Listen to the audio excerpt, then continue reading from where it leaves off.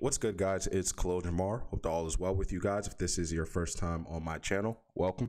If this is not your first time on my channel, welcome back. In the sport of powerlifting, there's three main lifts you have to complete, right? We all know what they are. It's the bench press, squat, and the deadlift. Out of the three lifts, the deadlift is probably the most exciting and the most anticipated. I say this because it's the last lift after a competitor has exerted themselves. It's also probably the most anticipated because it's the lift where the most amount of weight will be lifted, especially when you start to talk about the elite level powerlifters who are deadlifting 800, 900, and now even 1,000 pounds. Now, of course, one of the most exciting deadlifters right now is Jamal Browner, and he has an interesting history as he wasn't always just an elite powerlifter, but he was also an elite level football player, in my opinion. Now, while he wasn't ranked or anything in high school, at least to my knowledge, he did have a pretty decent high school football career. He did play football in Georgia. He played running back and linebacker. I couldn't find exact stats, but I was able to find some of his highlights, which I'll show here. But it's clear that he was very athletic. At the height of 5'11", weighing 215 pounds, he was able to run a 4.640. Now, this makes no sense to me. I played high school football, and nobody on my team was running a 4.6 at that weight or that height or that size. And again, I am from Connecticut.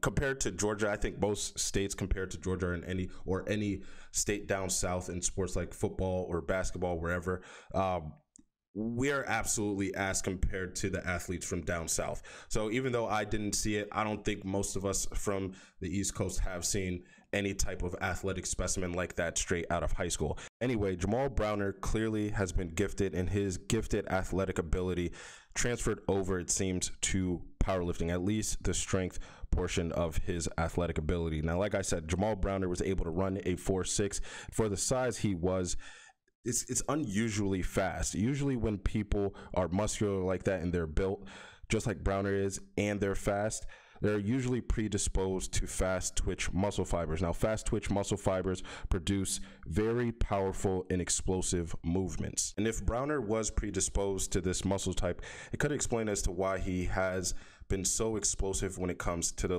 deadlift, regardless of his stance. I mean, when you really think about it, have you ever seen Jamal Browner grind through any of his reps? His reps tend to be very quick, very explosive, and very fast off the ground. And I think that there's a reason for that. And to be honest, I've seen this in real life as well, within my personal life. One of my good friends, Wyatt Garrick, I'll leave his link to his YouTube in my bio. He has some really good informative videos over there, so definitely go check his channel out. When Wyatt first started deadlifting, he was, I can't remember the exact number, but I know that he did struggle a little bit with deadlifting around the 400-pound range. He did take a break from deadlifting because of COVID and the pandemic. He chose to stay home from the gym just for safety reasons. So he took about a year off of the gym and off of deadlifting. I worked with him a little bit, gave my boy a few tips. He went from deadlifting 450 pounds to deadlifting 574 pounds. And he did that in less than a year, which I'm not going to lie, deep down had me a little bit shook, because it took me much longer to see that type of progress. To see that he was able to progress that fast, it scared me a little bit. I'm not gonna lie, but I say this to say because Wyatt has a background in both football and basketball, and he's always been very quick and explosive, and may have also been predisposed to fast twitch muscle fibers as well, which is why he was probably able to see such incredible progress so fast. Same thing goes with Bob Matthews, or SSJ Bob. Basketball background, extremely explosive, fast progress and strength. Clearly, there's another similarity between these three that is very definite.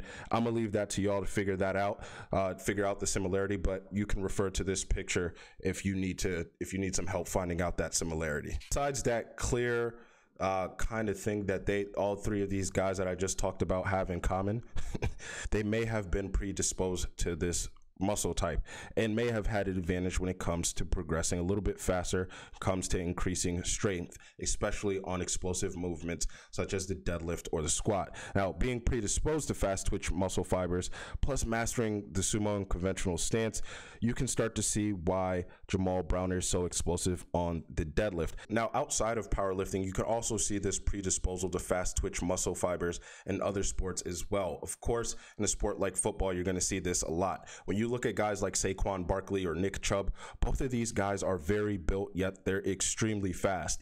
Saquon Barkley, I think, runs about a 4.3 40. Nick Chubb runs a 4.5.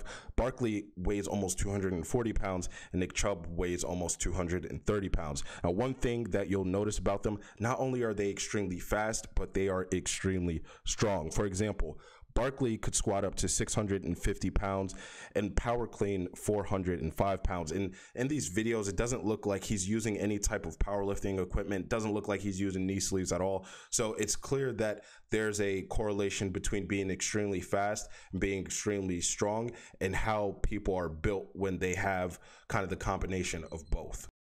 So when you consider all these things with Jamal Browner, the way he's built, being predisposed to fast twitch muscle fibers, having the skill level that he does when it comes to deadlifting, to be that elite, like I think he's deadlifting over 900 pounds, both conventionally and sumo. So to be able to do that, but when you combine all, when you combine all those facts together, it makes sense as to why Jamal Browner is so explosively dominant when it comes to the deadlift. Before I do end the video, though, I do want to say people tend to have both fast twitch and slow twitch muscle fibers. So I'm not trying to make it seem like Jamal Browner is this genetic god that is exposed to a rare type of muscle fiber that nobody has. That's not what I'm trying to say. What I am trying to say is that some people are more predisposed to a certain muscle type than others. So their body might produce more of it, or they might have more of that muscle type, which, if that's the case, it's going to determine how they perform when it comes to anything when it comes to,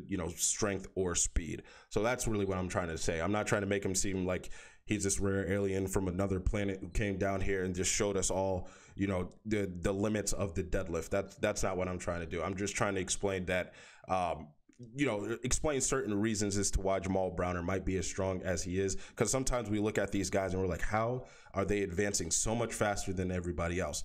There's reasons as to why, and that's all I'm trying to explain. But guys, that is the end of the video. Thank you for watching. Make sure that you do like the video, subscribe to the channel. Definitely leave your thoughts in the comment section as well. If you have any more knowledge to add on as to why Jamal Browner might be as strong as he is, or any reasons, or you have anything that I didn't mention in this video, again, leave that in the comment section.